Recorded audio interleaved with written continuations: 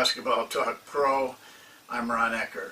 I want to start by reminding you that Monday night we do have a class. The class is for those coaches that have signed up for the Master's Way, they, of course, they get these classes because they paid up for the whole course. But you can join those classes. There'll be 9 of them during the next few months. Anytime you have to sign up for them. And all you have to do is the button up here, the PayPal button, click on that. There'll be a drop down. There'll be one of the choices will be class and then $20. Click on that and they'll take you through it. You can use your credit card. You can use PayPal account if you have one.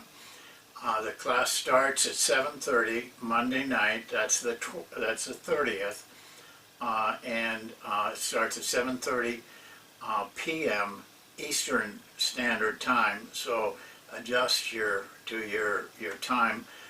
time zone. I would ask that if you want to do it, that you do it fairly quickly, because they will notify me of the people who have registered and paid, and I will then send you a link so that you can get onto the to the class, explaining all your steps that you have to take. It's fairly simple. And but don't feel out of line at all. This is can be very helpful to you, and it can also give you a chance to see what kinds of things we're doing in this course, The Master's Way. Well, I want to draw your attention to something. I've been reading this book, Wooden, A Coach's Life. Steve Pankowski sent it to me, and I'm really happy he did, because I probably might have missed it. This is a valuable coach's book. There's a ton of books on John Wooden, but most of them are what I'd call Pollyanna type books. There isn't any grit to them. It's all pretty uppity things, glamorous and making John look good, which he should look good. This book's different. This is a real man's book. And excuse me, I have to stop right there. We have ladies that watch this show. It's very hard for me to get away from a way of talking that I'm used to, because I've dealt almost entirely with men's teams. So when I make terms like that, a man's book, don't let that bother you. Just assume that I also feel that same way about toughness in ladies coaches. There is no difference, but it's my way of speaking that may offend you a little bit. But please don't do that, because I'm talking to everybody. But it goes into his life. This is a well-researched book. You can always tell when a book is going to be very good because of the research that the author does. He started researching this book in 2006, and I don't know when it came out, but it was just recently. And he has the advantage of talking to a lot of players that go back with Wooden. But as I read it, I kept thinking about, this is really what coaching is. If you really want to know what guys like John Wooden go through, and Phil and Jerry Sloan and these guys, you have to dig into a book like this, and you'll find out. There's a lot to learn about coaching in this book, there isn't one diagram in the book, not one drill in the book. but trust me, it's more helpful in the long run in your coaching career than drills and diagrams. So go ahead and get this book, Wooden, A Coach's Life. It's by Seth Davis, very well-known author, and has done a great job in this book. It tells you some things about John that would surprise you, like, for example, I never knew he was a pool shark, of all things. He was a very great pool player. Who would ever thought that of John Wooden?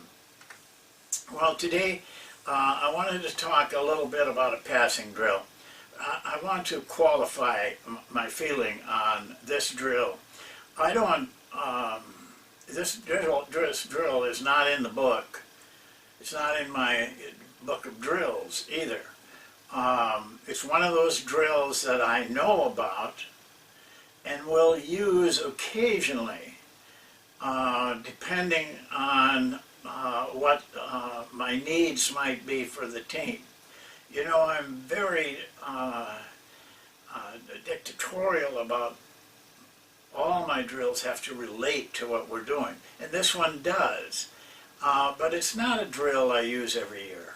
I use it in specific situations, and I want you to know that right from the get-go. It's a simple drill, and a lot of you may have run it even when you were in middle school playing, high school. But if it's run right, and that's the key, and is to most drills, and I've said that over and over again, it isn't the drill, it's how you coach it. This drill, though, can get a little out of hand if you're not aware and in it all the time. And I'll explain that further as we go along. I don't use a lot of passing drills. This is the only one I do. I prefer to teach passing, to work on passing in our regular drills, because those passes are the kinds of passes that you'd make in a game. And I feel that's more beneficial. But by doing it that way, I have to be very alert as a coach in all of our drills to discipline the passing to the way that we want it. But there are times, like this time, I want to show you that this drill, the reason I run it, my purpose is, first of all, it's a drill that helps players feed the post and feed cutters. We have a little problem with that. For example, in the Monk offense, it starts with a pass to the wing and a cut right at the basket. Well, a lot of times that player is open, but the passer can't make the pass. And if he does, he probably throws the wrong kind of pass. And this drill helps us with those two things, passing to the post-up and passing to the cutter at the basket, which is a big part of our offense, and we have to have people able to do it. Normally, I just allow players to learn this as we run our drills. But occasionally, even with professional players, I've had to stop and use a specific drill like this for their passing. And I never run dribbling drills, ever. Guys dribble all the time. I don't know why you need to work on that. They dribble all practice. They probably dribble 2,000 dribbles in a practice. You know, they're getting a lot of practice, and dribbling isn't that big part of what we do anyway. So, but passing is. But that's how I prefer to teach it. So now I'd like to go to the whiteboard and show you the setup, which is very simple, and also talk you through the points that I think are important, but these are points that you have to discipline yourself out on that floor. So we'll switch now to the whiteboard. Okay, you see the setup up here, but let me warn you, this drill can get sloppy. Most of the time when I watch somebody do something like this in practices, it gets sloppy. And it gets sloppy because the coach simply is not aware, and he's not watching and correcting and disciplining them to the way that it should be run. The other thing is, it's a little drill that you don't want to run for a long time, 10 minutes tops, and then move on, do it again.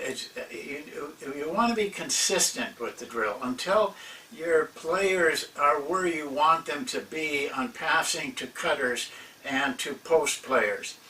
So you may have to run it for some time, but better to go short and do it more times, because the players will get a little bored with it.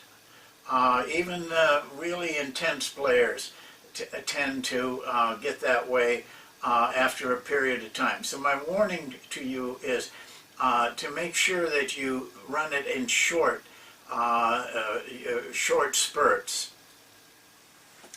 Well, I want to set it up first of all, but then I want to go over the rules. The rules are very important.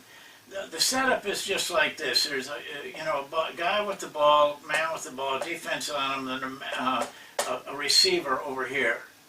If you have a pro lane, it's just about the right distance to play the offensive players right on the lane.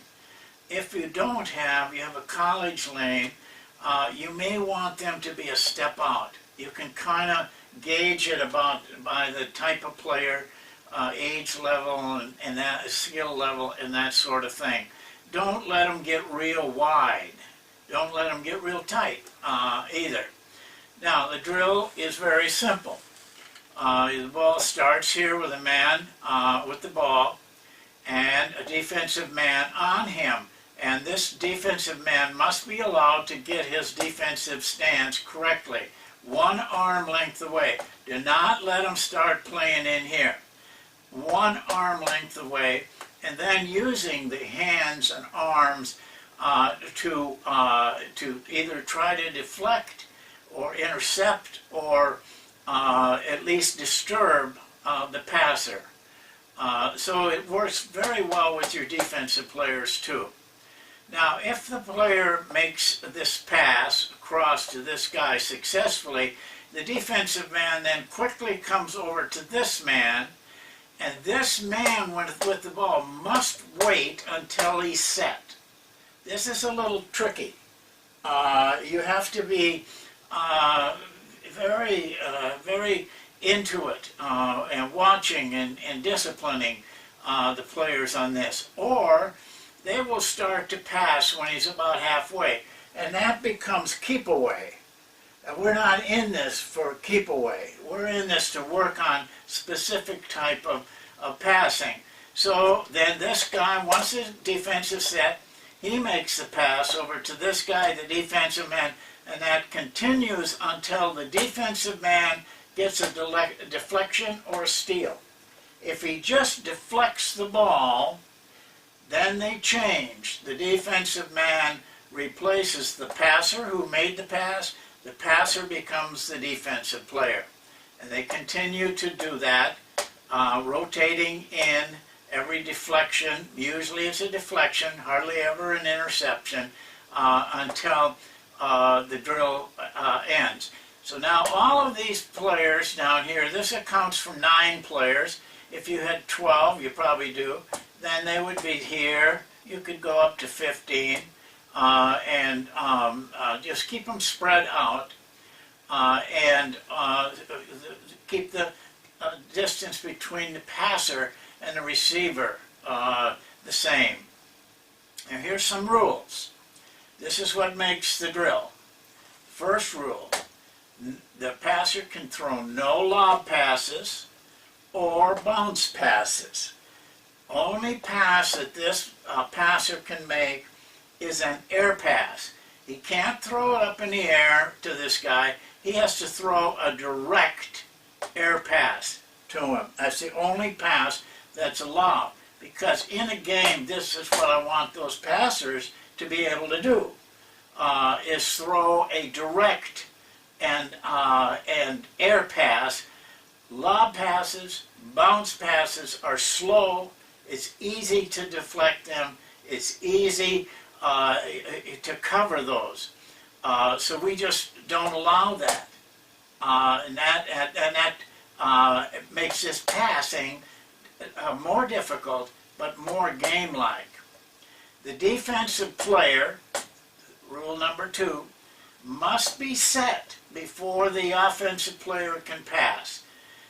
This one is, you have to know what you're doing here, because they will start to hurry and not let that guy get set. He gets set, and remember, you're not blowing a whistle or anything. They got to do this on their own. They have to get involved in the drill. By the way, on our defensive player, what I tell our players is to shade the passer one way or another, like we would in a game, shading them towards the middle. But see, they need to do both sides, because in a game, depending on which side of the court you're on, is which it dictates where you shade them. So you shade slightly, one arm length away. And they have to be set, then the man can make the pass. If he gets down in here, or they start, it just gets to be very sloppy. And as I mentioned, on any deflection or interception, the passer goes to defense, not the receiver. The passer goes to defense, and the defensive man replaces him. Those rules are very, very, very important. And it takes, can be a very good drill for you, and showing your players how to feed the post and how to hit cutters cutting in to the basket. If they're throwing lob passes or bounce passes, it's going to be deflected or knocked away in one way or another, or intercepted. So, direct passes and no lob or bounce passes. That rule makes the drill. Now, I don't spend a lot of time on technique on this, and I'll tell you why. If you can't throw a lob pass or a bounce pass, you will learn how to fake one way and pass another way. You'll learn all of that. I don't go into that much at all. I let them learn what's good for them. And what you'll see after a couple of days is the passer start to find a niche for him, a way that he can make this pass in game conditions. And you will find your defensive players knowing how to shade, and they know how to use their hands to get deflections. If they don't, they're going to be in there a long time. And they don't like that. It's hard work. They want to be on the outside. I've never had the problem of having to rotate players. They rotate themselves. They learn the technique. They learn the drill. But again, I would just caution you that keep it short. You know, I've ran this drill. Once the players get onto it, sometimes we just do it for 5 minutes. I can tell, you know, from the players how their intensity is, and I don't want them to get sloppy. So I make sure that they stay by these rules. And if they do, then you're going to have a pretty good drill. Well, as in every drill, it's up to you. That's what you get paid for, to coach these things. You can make them learning drills. if you are really doing a good job of disciplining the players so that they're doing the right thing, not letting them get sloppy. Having drills that have a purpose to what you're doing on offense and defense. If they don't relate to what you're doing, you're wasting a lot of time. You don't have much time. Every drill has to be well thought out and presented correctly, and also disciplined as they're working on it. Just a reminder, don't forget about the class on Monday night. If you're interested, do it now. And that way I'll have time to get it and get you the code that allows you to get in. So have a good weekend. Guess by the time you see this, it'll probably be half over, but you still got a lot of games to watch today. So enjoy yourself, and we'll see you next time. Thank you.